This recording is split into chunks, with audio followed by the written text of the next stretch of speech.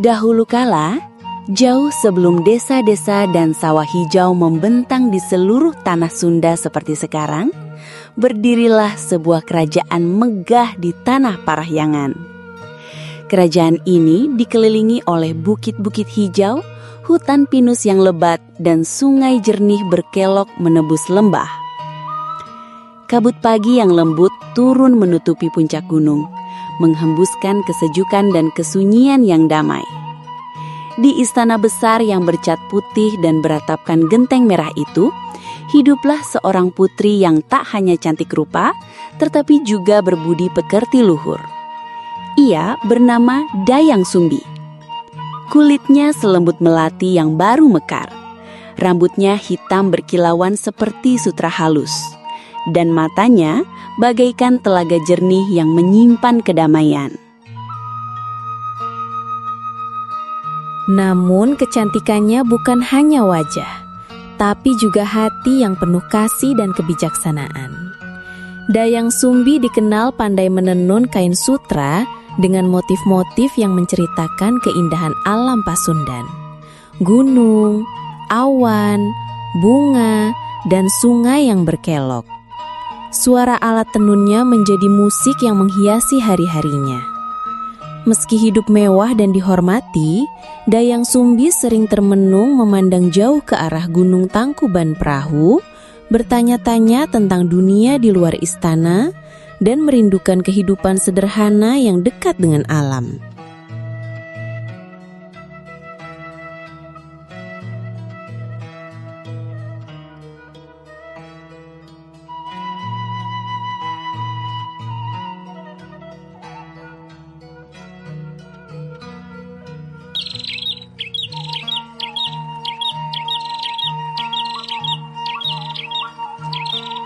Suatu siang yang cerah, burung-burung perenjak dan jalak berkicau riang. Angin sepoi-sepoi berhembus, membawa harum bunga melati. Dayang Sumbi duduk di balai-balai bambu di teras istana, menenun kain sutra. Tangan-tangannya lincah menganyam benang-benang halus, membentuk pola-pola rumit. Namun, sebuah gulungan benang terlepas dan bergulir jatuh ke halaman bawah. Dayang Sumbi menghela napas. Ia merasa malas untuk mengambilnya sendiri. Dengan suara lembut namun mengandung janji tak terduga, ia berkata, "Siapapun yang mengambilkan benang itu untukku, bila ia laki-laki akan kujadikan suami. Bila ia perempuan, akan kujadikan saudara." Dari balik pepohonan rindang, muncullah seekor anjing besar berbulu coklat keemasan, matanya bersinar lembut namun penuh wibawa. Ia berjalan tenang mengambil gulungan benang dan meletakkannya di pangkuan Dayang Sumbi. Dayang Sumbi tertegun. Ia tahu anjing itu bernama Tumang, bukan anjing biasa. Di dalam legenda kerajaan, Tumang adalah titisan dewa yang dikutuk menjadi anjing karena sebuah kesalahan di kahyangan. Sumpah yang telah diucapkan Dayang Sumbi adalah janji suci yang tak boleh dilanggar. Dengan restu ayahnya, sang raja, Dayang Sumbi akhirnya menerima Tumang sebagai pendamping hidupnya, meski itu menjadi rahasia besar yang disembunyikan dari rakyat.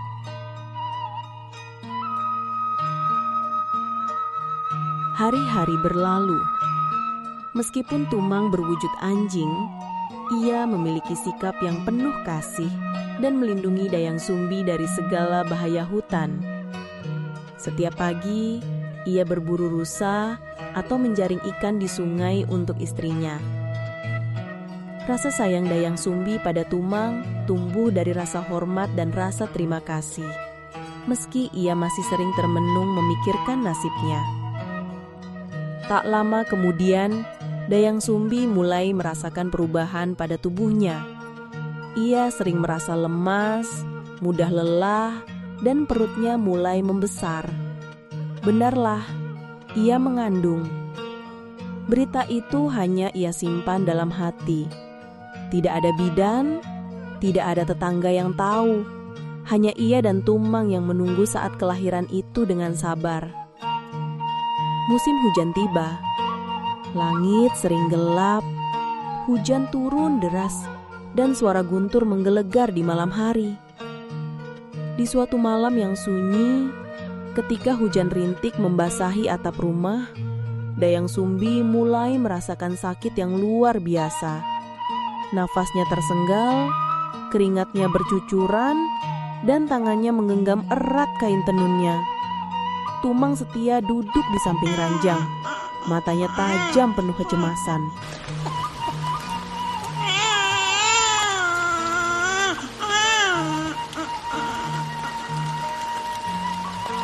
Dengan perjuangan panjang dan doa yang tak henti ia panjatkan pada Sang Hyang Tunggal, lahirlah seorang bayi laki-laki yang tampan. Kulitnya cerah, matanya jernih seperti embun pagi.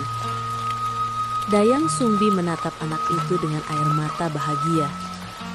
"Kau akan kupanggil Sang Kuryang," ujarnya lembut. "Karena kelahiranmu membawa harapan baru di hidupku." Malam itu, hutan seolah ikut merayakan. Hujan berhenti, bulan keluar dari balik awan, dan cahaya keemasan menerangi rumah panggung kecil itu. Sang Kuryang tidur nyenyak di pelukan ibunya, sementara Tumang duduk menjaga di dekat pintu, memastikan tak ada bahaya yang mendekat. Sejak hari itu, kehidupan Dayang Sumbi berubah. Ia kini bukan hanya seorang wanita yang hidup menyendiri di tepi hutan, tetapi seorang ibu yang memiliki alasan baru untuk bertahan, berjuang, dan mencintai dunia ini. Demi Sang Kuryang, darah dagingnya.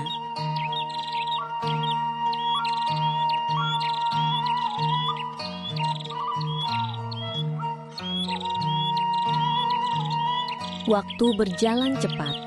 Sang Kuryang tumbuh menjadi remaja yang gagah dan cekatan. Tubuhnya mulai berotot, kulitnya coklat kemerah-merahan karena sering beraktivitas di bawah terik matahari Pasundan. Matanya tetap jernih dan penuh semangat, menatap dunia dengan rasa ingin tahu yang semakin besar. Setiap hari, ia masih ditemani oleh Tumang, sahabat sekaligus pelindungnya. Bersama Tumang, Sang Kuryang menjelajahi hutan yang luas, mendaki bukit-bukit dan menuruni lembah-lembah yang dipenuhi pohon pinus dan damar wangi. Suara gemercik sungai mengalun merdu, kicauan burung perenjak dan jalak bersahutan, dan aroma tanah basah setelah hujan menambah semarak petualangan mereka. Dayang Sumbi mengajarkan anaknya untuk menghormati alam dan hidup harmonis dengan semua makhluk. Namun ia juga mulai menaruh kekhawatiran dalam hati. Rahasia tentang asal-usul Tumang yang sebenarnya membuatnya takut jika suatu saat Sang Kuryang akan menyadarinya dan betapa hal itu bisa merusak hubungan mereka. Suatu pagi, ketika kabut pagi masih menyelimuti lembah dan sinar matahari perlahan mengintip dari balik gunung, Dayang Sumbi memanggil Sang Kuryang. "Nak, Ibu ingin makan hati rusa yang segar. Bisakah kau berburu dan membawanya untuk ibu?" Sang Kuryang menyambut permintaan itu dengan penuh semangat. "Iya ibu, aku akan pergi bersama Tumang dan pasti membawa hati rusa terbaik." Namun hari itu, hutan terasa berbeda. Suara binatang agak senyap. Daun-daun yang biasanya berwarna hijau segar mulai layu tertiup angin kering. Sang Kuryang dan Tumang menelusuri hutan lebat dengan tekad kuat. Tetapi rusa-rusa seolah menghilang dari pandangan mereka. Seiring matahari semakin condong ke barat, kegelisahan mulai menguasai Sang Kuryang. Ia takut mengecewakan ibunya. Dalam keputusasaan, Sang Kuryang menatap Tumang. "Tumang, kita tidak dapat rusa. Apa yang harus kulakukan?" Tumang menatapnya tanpa kata. Dan dalam kelelahan dan kebingungan, Sang Kuryang mengambil keputusan tragis yang akan mengubah hidup mereka selamanya.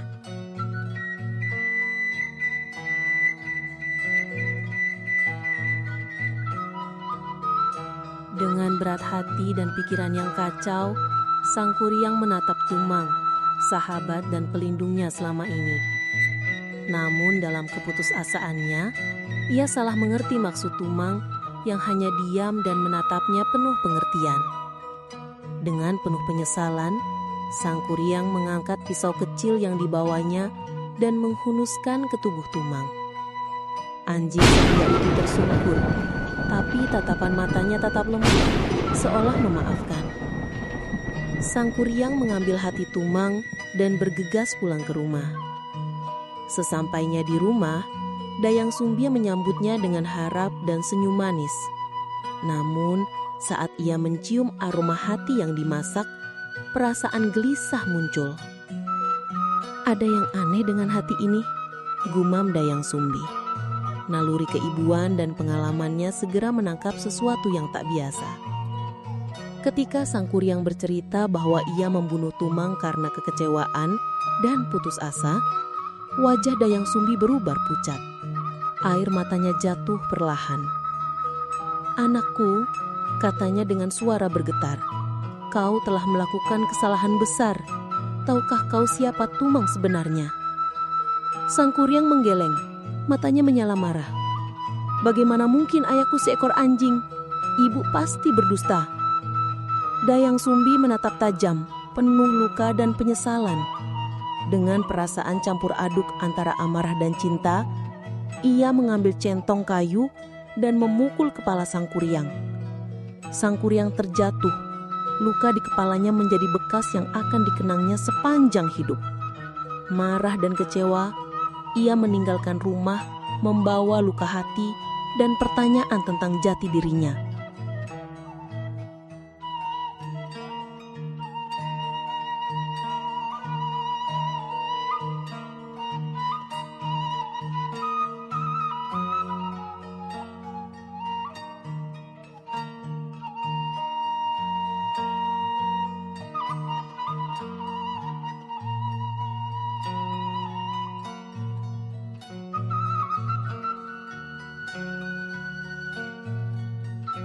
Setelah perpisahan itu, Sang Kuryang mengembara jauh meninggalkan kampung halamannya. Ia melewati hutan-hutan lebat yang penuh misteri, mendaki gunung-gunung tinggi yang diselimuti kabut, dan menyeberangi sungai deras yang berkelok di antara bebatuan. Di perjalanan, Sang Kuryang bertemu dengan para pertapa dan guru sakti yang mengajarkannya ilmu-ilmu kebatinan dan kesaktian. Ia belajar mengendalikan tenaga dalam, memahami bahasa binatang, serta menguasai seni bertarung dan berburu. Hari-hari penuh perjuangan itu menguatkan tubuh dan jiwanya. Sang Kuryang yang semula seorang anak yang bingung dan terluka, tumbuh menjadi pemuda perkasa dengan kemampuan luar biasa. Namun, di dalam hatinya, rasa rindu dan luka lama tentang ibunya dan Tumang tetap terpendam.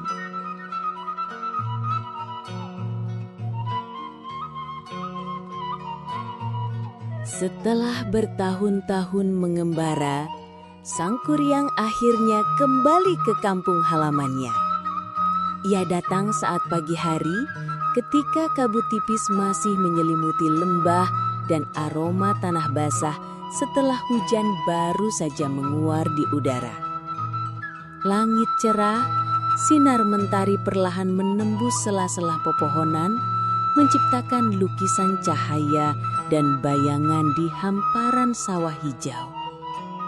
Sang Kuryang berjalan pelan menapaki jalan setapak menuju rumah kecil di lereng bukit yang dulu pernah menjadi tempat tinggalnya. Wajahnya tegap, sorot matanya tajam. Namun, ada kerinduan yang dalam terpancar dari pandangannya. Di sana, di depan rumah, berdiri seorang wanita cantik yang awet muda. Rambutnya yang hitam panjang tergerai rapi dan senyum lembutnya menyambut kedatangan Sang Kuryang. Itulah Dayang Sumbi, ibunya yang sejak lama menanti kepulangan anaknya. Namun, anehnya dalam hati mereka berdua muncul perasaan yang tak bisa dijelaskan. Sang Kuryang merasa Dayang Sumbi bukan hanya seorang ibu biasa, melainkan sosok wanita yang memesona dan membuat hatinya berdebar. Begitu pula Dayang Sumbi, matanya memancarkan rasa haru sekaligus sesuatu yang lain, rasa cinta yang tak pernah ia sadari sebelumnya. Mereka menghabiskan hari-hari bersama, berbicara tentang kehidupan dan pengalaman masing-masing.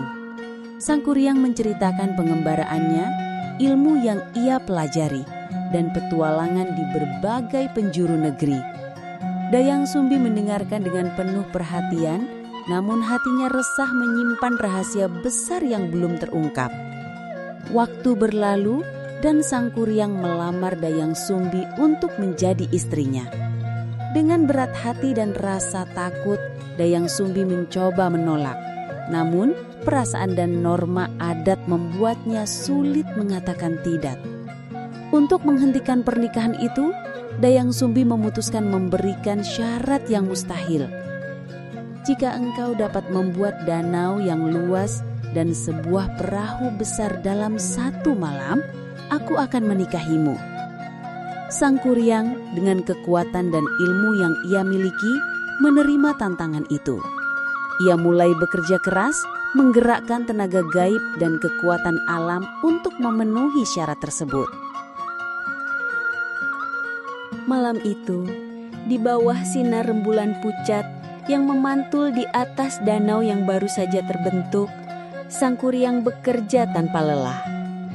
Ia menggerakkan tenaga gaib, mengayunkan kayu besar, menimbun tanah untuk membendung air, dan membuat perahu raksasa yang akan membawanya jauh. Sementara itu, Dayang Sumbi berdiri di atas bukit. Hatinya berkecamuk antara rasa takut dan harapan. Ia tahu, jika Sang Kuryang berhasil, takdir yang mengerikan akan terjadi. Saat api yang ia nyalakan mulai membara, cahaya merah membanjiri langit. Dari kejauhan, Sang Kuryang melihat dan mengira pagi telah tiba. Dengan suara berat dan penuh amarah, ia berteriak, "1 malam saja, aku sudah lakukan sekuat tenaga, tapi kau tipu aku dengan api dan cahaya palsu ini." Sambil menendang perahu yang hampir selesai, terdengar dentuman keras saat perahu itu terbalik dan membentur tanah. Tanah berguncang dan perahu besar berubah menjadi sebuah gunung terbalik yang kini menjadi simbol legenda. Dayang Sumbi menangis berkata, "Sang Kuryang, aku lakukan ini demi menyelamatkan kita semua, demi masa depan yang tak tercemar oleh kutukan."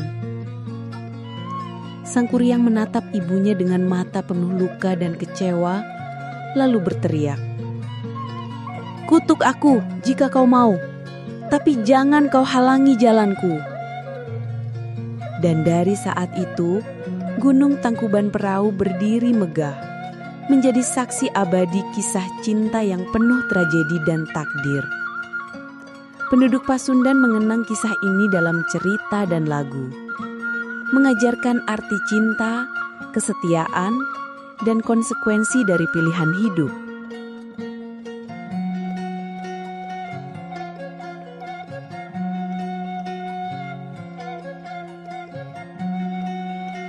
Nah, cukup sampai di sini ya ceritanya.